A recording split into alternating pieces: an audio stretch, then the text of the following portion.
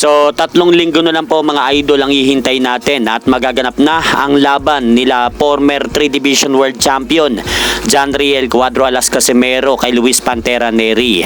At may nakita nga po tayong post na video mga idol ni Cuadro Alas sa kanyang social media account na Cuadro Alas It's My Boy, na kasalukuyan itong ipinakita sa social media ang kanyang kasalukuyang pangangatawan ngayon.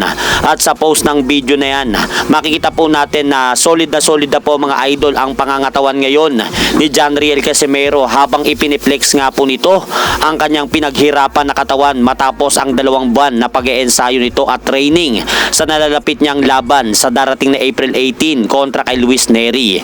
At matapos nga pong lumabas ang video na yan mga idol ni John Riel Casimero sa social media kung saan ipiniplex nga po nito ang pinaghirapan niyang katawan sa training, sinabi nga po ng isa sa mga team Casimero na si Joseph Rivera aka Kuyang Joseph na sa ngayon daw ang kasalukuyang timbang na daw ngayon ni John Riel Casimero mga idol ay nasa 124 pounds na daw.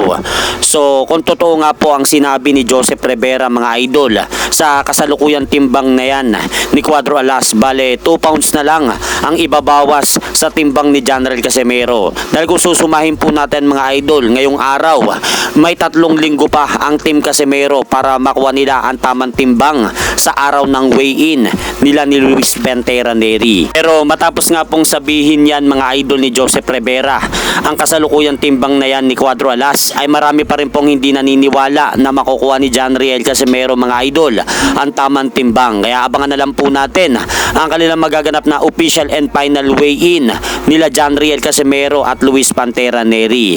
At hanggang dito na lang po muna ang aking update sa mga ganapan sa mundo ng boxing. At syempre mga idol, huwag nyo rin pong kalimutan, pakisuportahan nyo naman po muna ng ating munting channel. Maraming salamat po.